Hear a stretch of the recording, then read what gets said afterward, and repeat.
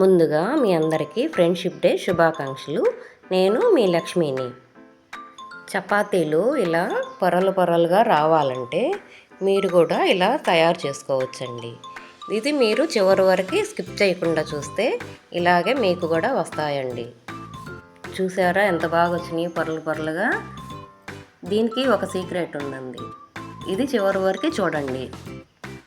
నాకు కొద్దిగా జలుబు చేసిందండి, వాయిస్ కొద్దిగా డిఫరెంట్గా ఉంది. చూడండి చపాతీలు ఎంత బాగా వచ్చినాయో. దీనికి నేను ఆశీర్వాద్ గోధుమ పిండి వాడానండి. ఇది మాత్రం బాగా స్మూత్గా చాలా బాగా వస్తుందని ఇదే ఫస్ట్ నుంచి వాడతానండి. లేకపోతే మాత్రం గోధుమలు పట్టిస్తాను నేను. ముందుగా ఒక బౌల్ తీసుకొని వాటర్ వేసుకొని కొద్దిగా ఆయిల్ వేసుకొని సాల్ట్ వేసుకొని ఆ వాటర్ తగినంత నేను గోధుమ పిండి వేసుకున్నానండి. ఇది సీక్రెట్ ఏంటంటే ఈ పిండి కలపటంలోనే ఉందండి. అలా ఏళ్లతో కలపాలి, లేకపోతే గట్టిగా నాదేమంటే చపాతీలు గట్టిగా వస్తాయండి. మీరు ఈ వీడియోలో చూసిన ప్రకారమే కలపండి, పిండిని మాత్రం పర్ఫెక్ట్గా వస్తాయి. మరీ గట్టిగా కాకుండా మరీ లూజ్గా కాకుండా కరెక్ట్గా కలపాలండి. ఆయిల్ కూడా చాలా కొంచెం వేసాను, చూసారు కదండి. చేతికి కూడా కొద్దిగా అలా వేసుకొని అలా కలిపి ఒక 10 నిమిషాలు రెస్ట్ ఇద్దామండి. చూసారా పిండి ఎంత సాఫ్ట్గా వచ్చిందో. వీటిని చిన్న చిన్న బౌల్స్గా చేసి పక్కన పెట్టుకుందాము. మీకు ఏ సైజు కావాలంటే ఆ సైజు తయారు చేసుకోండి.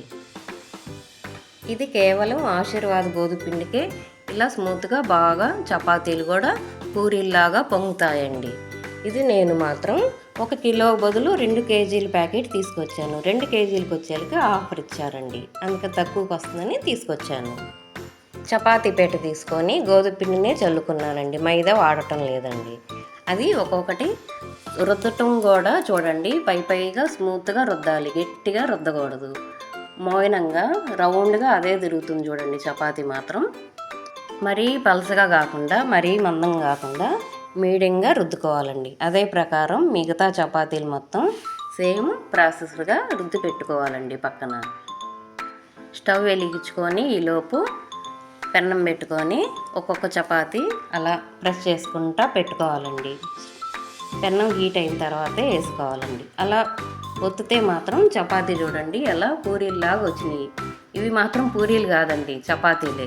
చూడటానికి పూరీల్లాగా పొంగిపోతున్నాయి. అటు ఇటు తిరిగేసిన తర్వాత ఆయిల్ వేసుకోవాలండి. చూడండి ఎంత బాగా వస్తున్నాయి పూరీలు. మీకు కూడా ఇలాగే రావాలంటే సేమ్ ఈ వీడియోలో ప్రకారంగానే చూసి చేసుకోండి. చూడండి చాలా బాగా వచ్చినాయి. మీకు నచ్చినట్టయితే ఒక లైక్ కొట్టి షేర్ చేసుకోండి, కామెంట్ రూపంలో తెలపండి. కొత్తగా చూసేవాళ్ళు మాత్రం సబ్స్క్రైబ్ చేసుకోవటం మాత్రం మర్చిపోబాకండి. ఫైనల్గా చపాతీలు రెడీ అయిపోయినాయి. దీనికి కాంబినేషన్ బీరకాయ పప్పు చేశానండి. Thank you, bye bye.